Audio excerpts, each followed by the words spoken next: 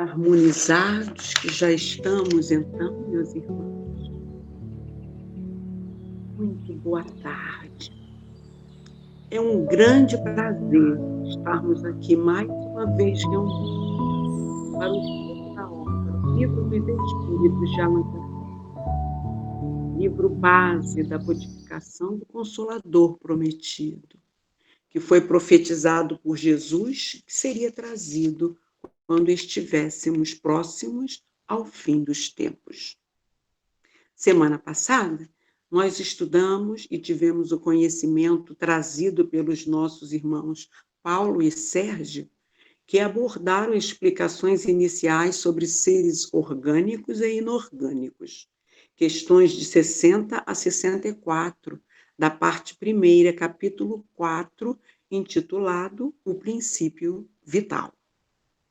Restou alguma dúvida, queridos irmãos, queridas irmãs? Se alguém tiver alguma dúvida, nossos irmãos Paulo e Sérgio estão aqui para esclarecê-la. Tudo entendido? Tudo bem. Então vamos seguir. O Livro dos Espíritos, para quem ainda não gravou, se compõe de 4 partes. A parte primeira, mais científica e filosófica, que se complementa com o livro A Gênese, onde Kardec amplia e aprofunda os conhecimentos. A parte segunda, que trata do mundo espírita ou mundo dos espíritos, com o livro dos Médiuns, em que Allan Kardec trata da mediunidade, do contato com as 2 esferas do plano da vida. A parte terceira, que trata das leis morais, e que é complementada e aprofundada pela espiritualidade por Kardec, através do Evangelho segundo o Espiritismo.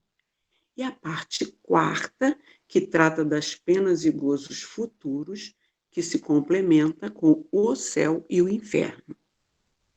Hoje, nossos estudos darão continuidade aos esclarecimentos acerca dos seres orgânicos e inorgânicos, da parte primeira, capítulo 4, do princípio vital, com explicações iniciais do nosso irmão Sérgio, sobre as questões 64A, 65 e 66.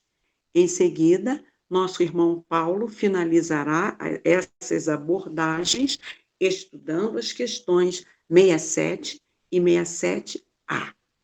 Fiquemos em paz, que possamos estar com a mente bem aberta para os conhecimentos que serão passados. Sérgio, meu querido irmão, a palavra é sua. Pode dar prosseguimento, por favor? Não, Norma. Boa noite a todos. Boa noite. É um prazer, mais uma vez, estar aqui com vocês para dar prosseguimento aqui ao estudo do Livro dos Espíritos. Vamos começar com a questão 64A. Pergunta a Kardec.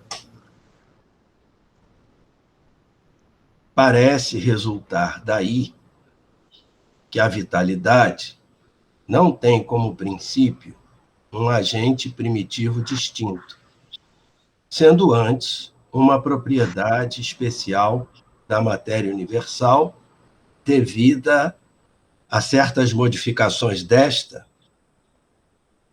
Então, dizem os espíritos, é essa a consequência do que dissemos, porque na semana passada, né, essa pergunta já havia, de uma certa forma, sido respondida. Então, eles são, diria que, muito sintéticos ao dizer a resposta. Mas nós podemos observar alguns aspectos aqui nesta pergunta. Olha, parece resultar daí que a vitalidade não tem como princípio um agente primitivo distinto. O que seria vitalidade? A vitalidade, né, que é motivada, e ele diz que é motivada ela é motivada pelo princípio vital, ela vai dar movimento e vida à matéria. E ele, os espíritos aí, aproveitando a pergunta de Kardec, ele já percebeu aquela teoria, né, os ensinos de Dona Naná. Kardec já percebeu isso. Se não é espírito, é matéria, ou então é Deus. Não tem outra. Então, o que vai acontecer aqui? Ele vai dizer que a vitalidade, que é um agente, função do princípio vital, é uma propriedade especial da matéria universal. Então, só para a gente lembrar aquela divisão, aquela tripartite, Deus, Espírito e matéria. E aqui isto fica confirmado como uma propriedade especial da matéria universal. Então, veja só, para nós tirarmos algo da inércia, nós temos que aplicar uma força na matéria. E essa matéria vai dar vitalidade a aquele elemento aonde foi aplicado, vai ser dada a vitalidade necessária. Por que eu estou dizendo isso? Pelo seguinte, vocês se lembram que Jesus disse que eu sou o caminho, a verdade e a vida? Então, Deus, ele é um Deus dos vivos. Então, tudo tem vida. Não existe esta questão da morte. Tudo é vida. A aplicação desse princípio vital, ele vai fazer a movimentação de uma potencialidade existente em tudo do universo. Porque, senão, Deus seria o Deus dos vivos, como é a expressão, Deus é o Deus dos vivos, e esse caminho, verdade e vida de Jesus, ele estaria dizendo que haveria um conjunto de matéria que poderia estar morta e não seria, então, da competência de Deus. Mais fácil da gente entender isso é pensar da seguinte forma: o universo é vivo? É vivo. Ele é vivo. Gaia, por isso que está certo quando nós dizemos e percebemos que a Terra, Gaia, é viva. Então, o planeta é vivo, porque tudo tem vida. Tudo tem vida. Porque tudo está em Deus. Deus é o todo. Ele é lançado mão de um princípio vital para a movimentação da matéria. Mas tudo tem a potencialidade da vida. E isso é verdade, porque observem o seguinte, há um momento em que André Luiz ele vai dizer que ele vai usar a expressão o hausto corpuscular de Deus. É Emmanuel que vai dizer isso. O universo é o hausto corpuscular de Deus. O que é isso? Ele quer dizer que o universo é a respiração de Deus. Hausto corpuscular, né? Uma expressão poética que é usada por Emmanuel. E quem já dizia isso? Que o universo é o hausto corpuscular de Deus, ou seja, inspiração e expiração, movimentação. Os Vedas.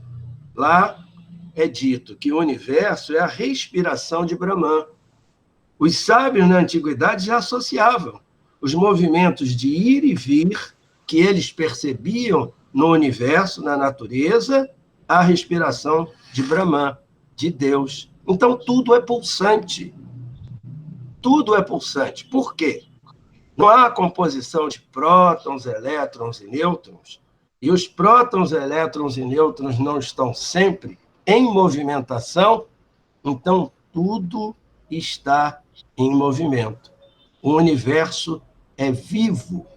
O princípio vital é um desdobramento do princípio material, tal e qual é dito nesta pergunta. Ou seja, através da pergunta feita por Kardec com a lacônica resposta dos amigos espirituais, nós podemos rever tudo aquilo que nós dissemos a partir da questão número 60. Porque o princípio material é a expressão objetiva da consciência divina. E o princípio espiritual é a expressão subjetiva da consciência divina. E eles dois são faces da mesma moeda. Então, os princípios todos estão aonde? No fluido cósmico universal. Então, tudo está mergulhado em Deus. Se Deus é o Deus dos vivos, tudo isso tem vida. Agora, para movimentar alguma coisa, eu preciso lançar mão do princípio vital. Eu quis explorar, assim, ao máximo essa resposta a respeito do Livro dos Espíritos, esse item 64A. Então, nós estamos vendo novamente aqui aquele aspecto que da física mais moderna, que é a expansão e a contração do universo, que há mais de 5.000 anos já era trazida pelos nossos irmãos indianos, ao falarem da respiração de Brahman, a expansão e a contração, este movimento de ir e vir. A pergunta número 65. O princípio vital reside num dos corpos que conhecemos? Respondem os espíritos. Ele tem como fonte o fluido universal. Olha aí, o fluido universal. Princípio vital tem como fonte o quê? O fluido cósmico universal. É o que chamais fluido magnético ou fluido elétrico animalizado. É o intermediário, o liame entre o espírito e a matéria. Então, vamos de trás para frente para responder essa questão. O princípio vital reside num dos corpos que conhecemos? Então, o que é essa pergunta, num dos corpos que conhecemos? Né? Então, será que Kardec estava perguntando sobre um dos corpos que conhecemos? Os nossos corpos.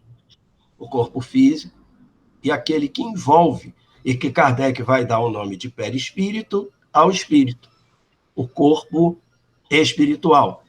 O nome perispírito foi uma invenção de Kardec. Ele fez uma correlação com o nome que ele tirou da botânica, que é o perisperma, que seria o corpo que envolve as sementes.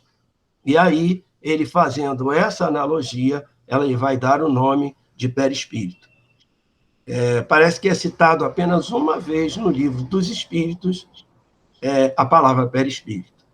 E aqui, no final, por isso que eu sugeri que nós pudéssemos olhar do final para o começo a resposta, ele diz assim: é um intermediário, um liame entre o espírito e a matéria. Ora, se nós pensarmos que já está bem definido através de 60 perguntas para trás, né? Ou como diria Odorico Paraguaçu, para trásmente, eles falaram em espírito, matéria e Deus. Então, este intermediário entre o espírito e a matéria, esse liame, ele é material. E quem é o intermediário entre o espírito e a matéria, considerando uma pergunta a respeito de corpos? No meu entendimento, e eu gostaria muito que depois a gente pudesse falar sobre isso, ele está falando do perispírito. Para mim é dúvida. Então, ele está falando aí do perispírito. Porque ele não vai introduzir na pergunta 64A, na pergunta 65, ele não vai introduzir, além de espírito e matéria e Deus, ele está falando num liame. Se Kardec fala sobre corpos, ele está perguntando sobre nós, os encarnados aqui, e sobre os corpos que nós habitamos. E o liame, ou seja, o laço entre um e outro, a interligação, é o perispírito. E aí nós nos lembramos que o perispírito é um corpo vivo. Tanto que ele carrega, né, todas as marcas, né, é o corpo das emoções, ele carrega todas as marcas das nossas experiências. A pergunta de Kardec, então, vai procurar saber, nesta questão, aonde se encontra esse princípio vital. E ele diz no perispírito. Se a gente pensar que o princípio vital está no perispírito, ou seja, naquilo que Kardec chamou de perispírito, que congrega, por exemplo, os 7 corpos considerados pelas religiões orientais, nós vamos entender que do perispírito para o corpo físico são transmitidas todas as energias, através principalmente de onde? Dos chakras. Então, nada está desalinhado com tudo que nós sabemos. Então, vem uma energização, né, do modelador para o corpo. Então, o corpo é energizado. Onde estaria a energia? Onde viria essa energia? Captada do perispírito, liame entre o espírito e a matéria. Alguma dúvida com relação a isso? Alguma observação a ser feita? É uma questão que é trazida até pela pergunta, dá margem a alguns pensamentos a respeito. Eu trouxe desta maneira o entendimento dessa pergunta número 65. Então, veja só, nós temos o princípio vital, temos uma fonte que é o fluido cósmico universal. O fluido cósmico universal dele é uma de suas manifestações, uma de suas apresentações é o princípio vital. Só para fazer um retrospecto. E esse princípio vital, ele vai trazer para aqueles corpos a vitalidade. Ou seja, ele é a energia que movimenta. Ele é a energia que vai tirar da inércia. É ele que vai trazer para nós aquilo que nós chamamos e consideramos como a vida. Mas a vida já está em tudo. Se ela não estivesse em tudo, nós teríamos partes vivas e partes mortas. Então, eu quero só, com isso, simbolicamente, mas também, ao mesmo tempo, considerando os aspectos já trazidos aqui para nós, eu quero que a gente leve essa consideração. O universo, esta formação, que é Deus, pois ele está em Deus, e ele é Deus, o universo é vivo. Então, quando se diz que a Terra é um ser vivo, o planeta Terra, e que ele age, reage, e que ele busca equilíbrio, não é? Através até das suas manifestações, como terremotos, como erupções de vulcão, e uma série de outras situações provocadas pela natureza, ele está buscando o quê? A harmonização do planeta, porque ele é vivo e ele precisa se manter vivo. Então, não é apenas uma retórica isso. E a pergunta 66, o princípio vital, então nós estamos falando o tempo todo de vida, é o mesmo para todos os seres orgânicos? Resposta, sim. modificado segundo as espécies. E é ele que lhes dá movimento, olha o movimento aí, e atividade. Olha a função da vitalidade. E os distingue da matéria inerte. Não é matéria morta. Matéria inerte. Por quê? Porque não tem a vitalidade do movimento. Mas se a ela for aplicada a vitalidade, ela deixa de ser inerte. Pois o movimento da matéria, veja só, não é a vida. Ela recebe esse movimento, ela não o produz.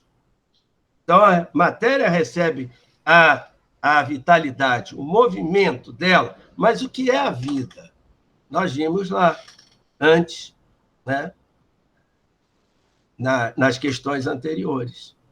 É dada a movimentação da vida, é um sopro, usando essa expressão também poética, dada a matéria em movimento. Para ela ter a vida, ela precisa ter a potencialidade dessa recepção. Aqui tem um pequeno detalhe interessante, que é o seguinte: o princípio vital é o mesmo para todos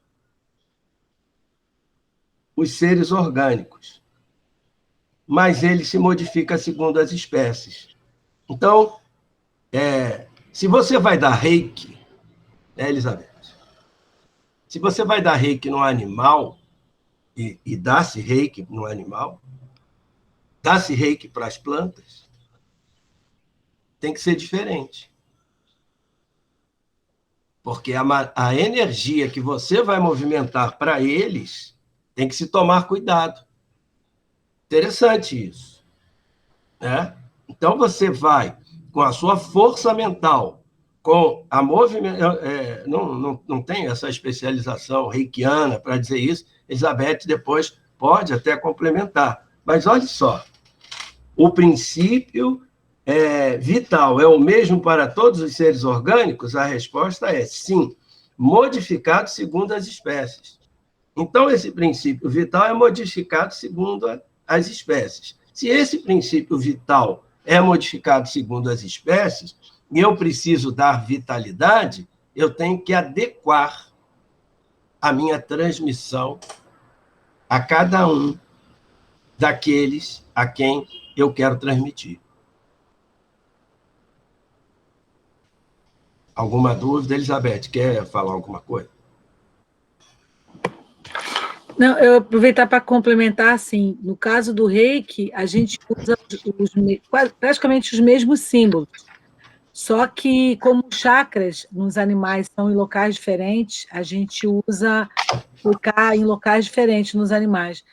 As plantas também, a gente usa alguns símbolos, né? Não usa símbolos muito superiores, nós temos 4 símbolos, a gente usa o símbolo 1, o símbolo 2, vou falar sobre isso um pouquinho mais provavelmente na próxima semana, se não na segunda palestra sobre o reiki, mas a gente trabalha, e eles recebem muito bem.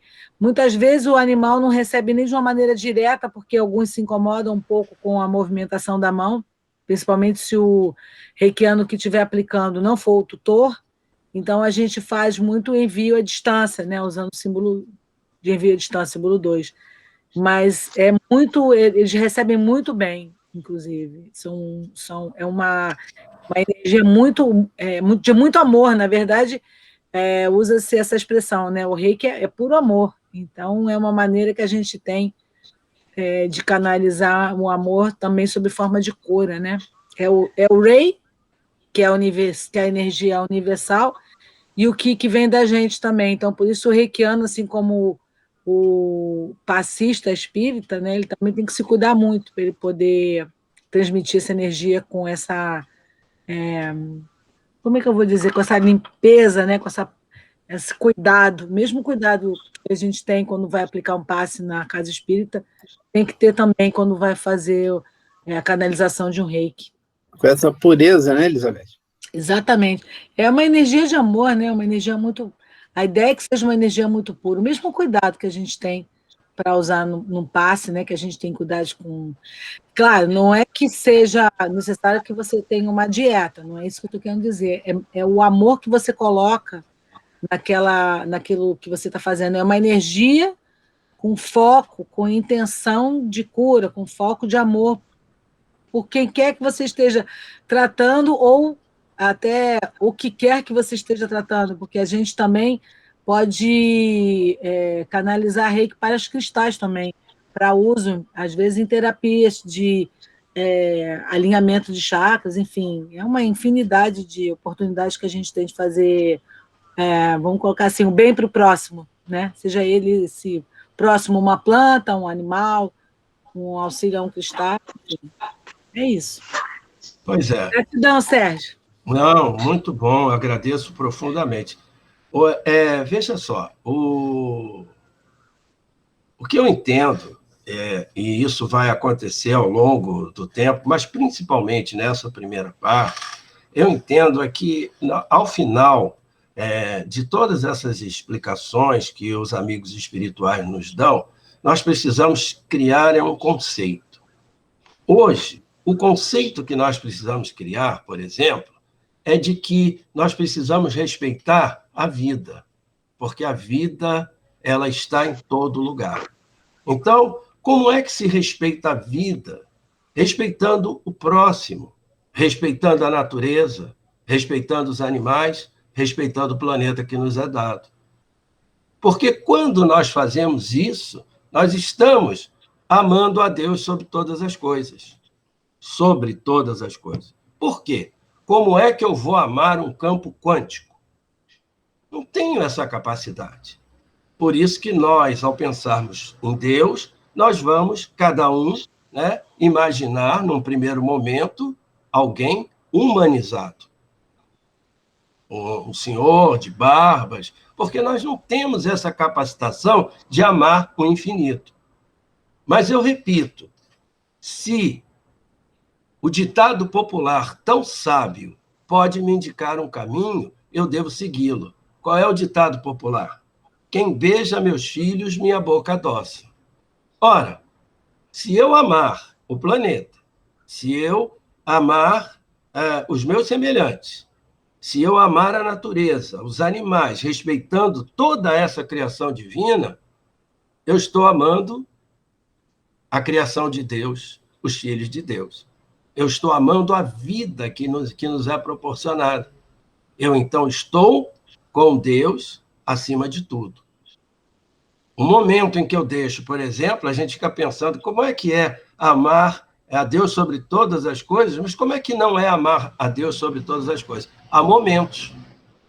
Se eu, por exemplo, passo por cima dos amigos, passo por cima dos colegas, passo por cima de quem for para obter o poder, eu estou amando o poder acima de tudo, porque eu estou colocando em segundo lugar as coisas de Deus. Então, neste momento, eu não estou amando Deus sobre todas as coisas. Há tanta gente que ama o dinheiro mais do que qualquer coisa. Então, nós somos deste mundo, estamos neste mundo, nós estamos no mundo, mas não somos escravos do mundo. Nós vivemos no mundo, nós temos essa realidade a nos cercar e com ela nós devemos conviver, mas nós não podemos ser escravos. E é por isso que o Senhor Jesus vem nos trazer, através do Evangelho, as orientações. Ele vem nos dizer como é um bem proceder, de que maneira nós podemos caminhar aqui. Ele vem nos ensinar isso neste planeta, que nós sabemos que é de expiação e provas. Então, hoje, no final das contas, nós falamos sobre a vida. E a vida que nos impregna e que impregna este planeta. E se o universo é vivo, e se Deus é o Deus dos vivos, ele está dizendo que tudo é vivo. E eu sou o caminho, a verdade e a vida de Jesus. Quando ele diz isso, é porque, enquanto eu não estiver entendendo que é esta correlação com Deus, é esta correlação com o sagrado, é esta correlação com os filhos de Deus e a sua criação, eu estarei morto. Mas é um morto simbólico. Eu estou morto simbolicamente. Por quê? Porque eu não estou tocado pela verdadeira vida. Esta é a verdadeira vida. A vida de nós estarmos nessa estrada, né, que foi descortinada através das palavras do Senhor Jesus. Fiquem com Deus. Muita paz.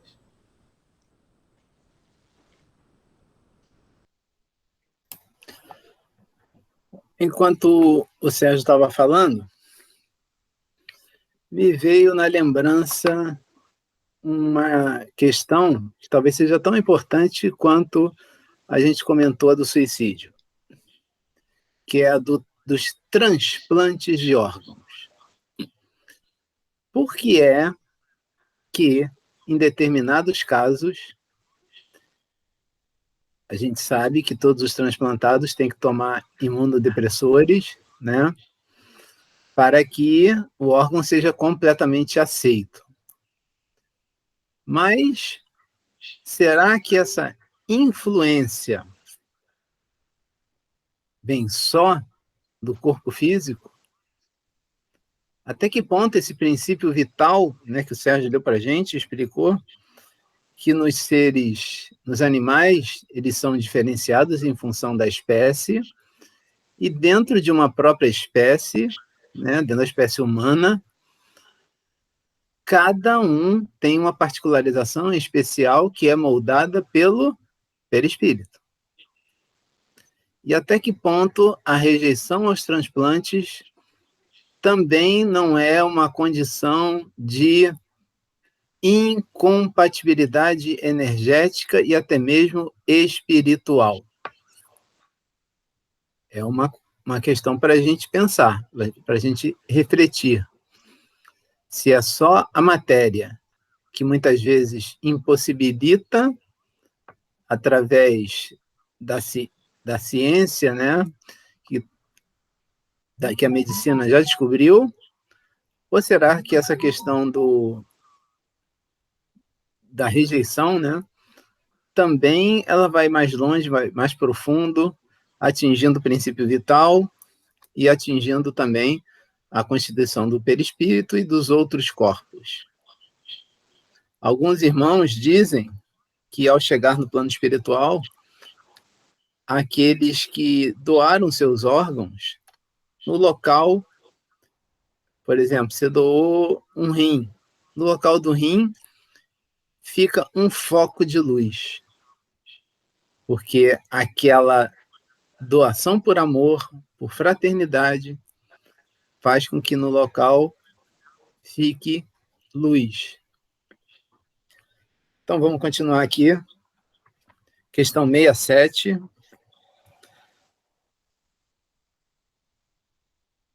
A vitalidade é um atributo permanente do agente vital, ou melhor, essa vitalidade se desenvolve com o funcionamento dos órgãos? E o que é funcionamento dos órgãos? É movimento.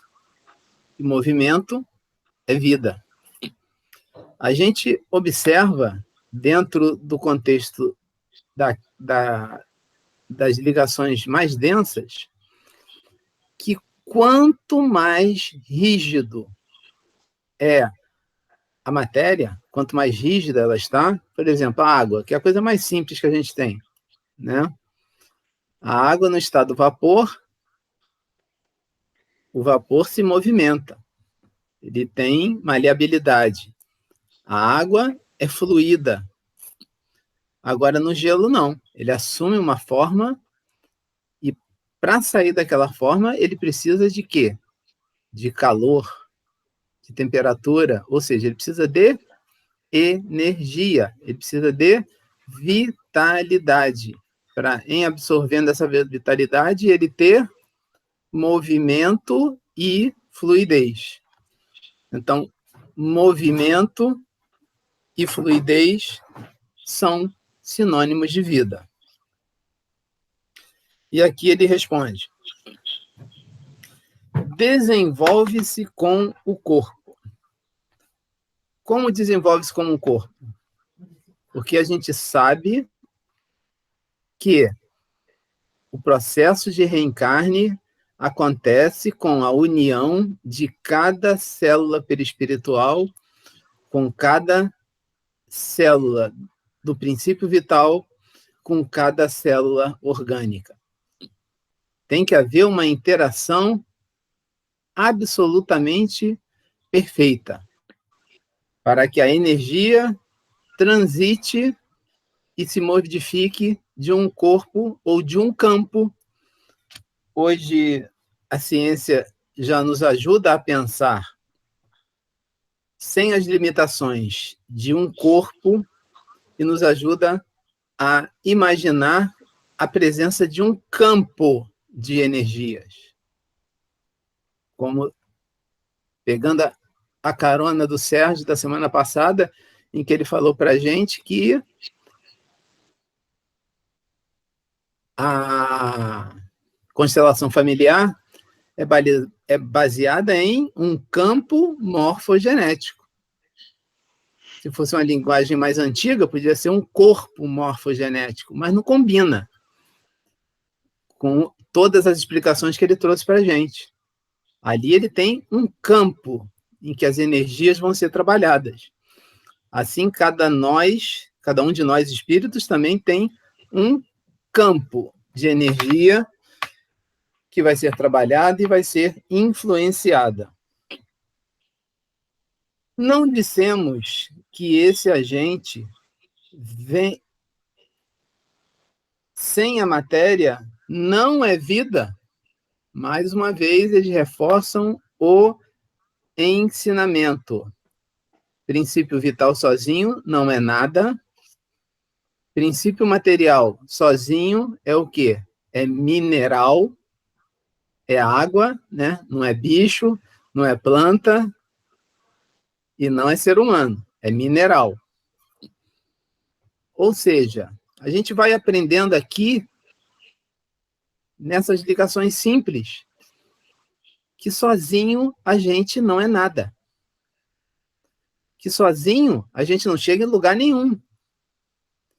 Que nós estamos interligados e precisamos uns dos outros. E a partir do momento que a gente tem consciência disso, não através da fé ou da religião, ou porque alguém disse, porque a gente constata através da ciência, que a matéria sozinha não faz nada, que o princípio vital sozinho não faz nada. E nós, como consciências humanas, precisamos uns dos outros para chegar a algum lugar. Sozinho, ninguém faz nada. Então, é mais do que hora de nós deixarmos para trás qualquer noção de orgulho, qualquer noção de que só eu sei fazer. Se eu não fizer, ninguém mais faz. E a pessoa se agarra aos cargos, às posições, ao status, a coisas que são efêmeras. Há ilusões do mundo da matéria que quando a gente desencarna, cadê? A gente vai ficar que nem um cientista lá, conhecedor de todas as leis, de todo o estudo, mas só mental. Ele não conhecia nada da ciência do mundo espiritual. E os guias, sabiamente, no nosso exemplo, fizeram o quê? Mostraram que no mundo espiritual também tem ciência. Vai para lá trabalhar, meu irmão. Sai da zona de conforto. Segue teu caminho, porque lá tem laboratório também. Lá tem pesquisa. Tudo que é descoberto aqui, no campo da matéria, foi descoberto lá primeiro. E aí a espiritualidade vai dosando, de acordo com o nosso merecimento, o que a gente pode ter acesso aqui. Para a gente não repetir outra Hiroshima, outra Nagasaki, outra Segunda Guerra Mundial, Tem gente que maldiz a pandemia. A gente deve ser grato à espiritualidade ter decidido colocar um vírus, ao invés de ter destruído todo o planeta.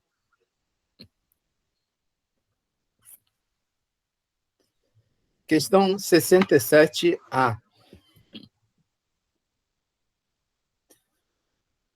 Pode-se dizer que a vitalidade está em estado latente quando o agente vital ainda não está no corpo? E aí eles, alegres e felizes, falam: até que enfim você aprendeu, meu nobre discípulo Kardec. Sim, é isso. O conjunto de órgãos constitui uma espécie de mecanismo que recebe seu impulso da atividade íntima do princípio vital que neles existe. O princípio vital é força motriz, força básica dos corpos orgânicos.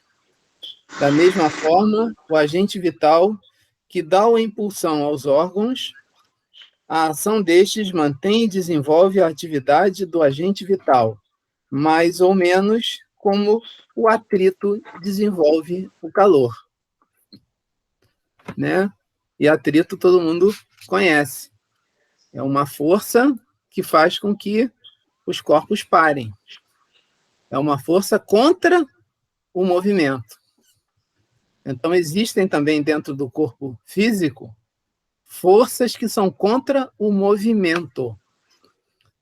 E essas forças da paralisia, seja ela mental, seja ela emocional, seja ela física, esgotam a energia vital. E como eu disse antes, né, na leitura da Gênese, sem a energia vital, não há mais ligação entre corpo físico e perispírito. E o espírito desencarna. Ok?